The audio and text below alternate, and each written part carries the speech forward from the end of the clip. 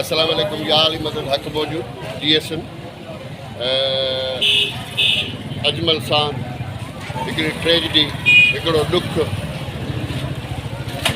हीअ जेका सिंध असेंबली आहे इहा वॾेरनि ऐं पाथारीदारनि ऐं जेके सरदार आहिनि इन्हनि जी पाथारी आहे जिन खे हुकूमत जेका आहे उहा शेल्टर ॾेई वेठी आहे जिन जो चीफ सरदार ज़रदारी आहे जंहिं सॼी क़ौम खे यरगमाल ठाहियो आहे।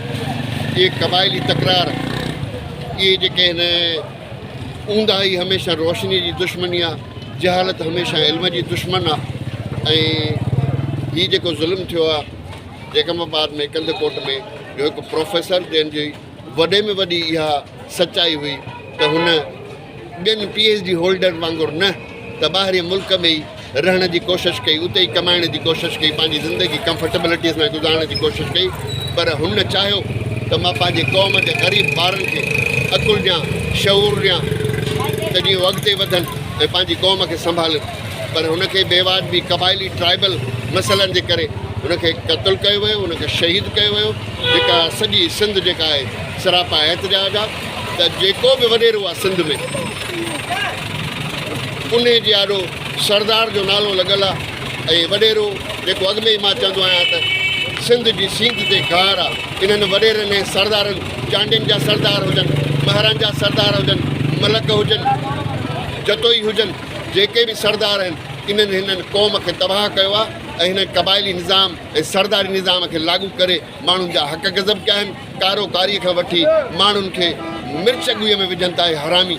उनजे करे हीअ जेका सिंध गवर्नमेंट आहे इहा पाठारी आहे, इहो जेको ज़रदारी आहे हिननि जी पाठारीदार आहे। हिननि सभिनी गुंडनि, लोफरनि, सरदारनि, वॾेरनि खे असेंबलीअ में गॾु करे हिनखे शेल्टर थो ॾियो त हिननि कातिलनि खे हिकदमि गिरफ़्तार कयो वञे।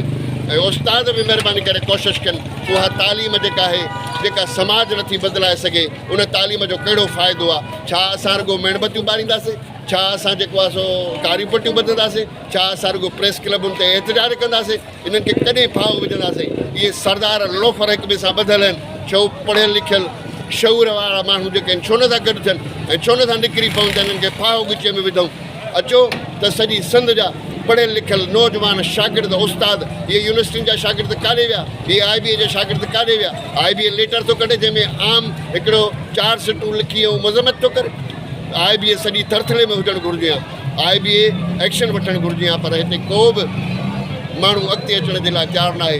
मां अॼु डोकरीअ में हैदर चौक खां हीअ प्रोटेस्ट थो कयां, मुतालबो थो कयां त महिरबानी करे अजमल सावंद जेको हिन क़ौम जो सरमायो हुयो, जेको उस्ताद हुयो, जंहिं हिन क़ौम खे शऊर ॾियण जी कोशिशि कई, उनखे क़तलु कयो वियो आहे। त उनजे सरदारनि खे डंडो चाढ़ियो, सरदारनि खे डंडो विझो त उन्हनि खे ॾिसो कीअं था सुधरनि। हरामी लोफर जिन असांजी क़ौम खे कब्ज़े में आणे सदाईं जेको आहे असांखे तबाह बर्बादु करे छॾियो आहे। इहे वॾेरा, इहे सरदार, इहे जागीरदार असांखे तबाह करे छॾियो अथनि। उनजे करे मां सॼी स्वयं जे पढ़ियल लिखियल 100 पार्टियूं जेके वॾेरनि जे ख़िलाफ़ु कोशिशि थियूं कनि पियूं ऐं उहे कुझु नथियूं करे सघनि।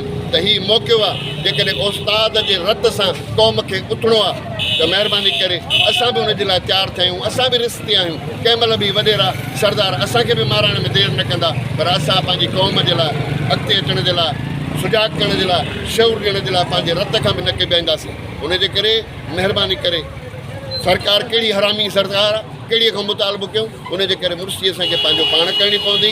अचो त हिन जागीरदारी, हिन सरदारी ऐं हुन जेका वॾेराशाही आहे जंहिं असांजी क़ौम खे तबाह बर्बादु करे छॾियो आहे उन जे ख़िलाफ़ु उथी हिन क़ौम जी तक़दीर मुस्तक़बिल बदिलायूं ऐं तालीम खे बहितर नमूने सां हासिलु करे हीअ जेको हिननि हरामियुनि जो असांजे मथां कब्ज़ो आहे इहो छॾायूं। त महिरबानी करे अचो त हिन सिंध जे क़ौम खे जेका ग़रीब मिसकिन सूबी क़ौम उनखे बहितर तालीम ॾेई, उनखे अॻिते आणे, उनखे शऊर ॾेई अहिड़नि कनेरनि मां असां पंहिंजी जान छॾायूं। Thank you very much. God bless you. सदाईं सलामत हुजो, आबाद हुजो, ख़ुशि हुजो। पर उथो त पंहिंजी क़ौम जी जान छॾायूं न त इहे वॾेरा सरदार इहे असांखे खाई वेंदा। अलाह।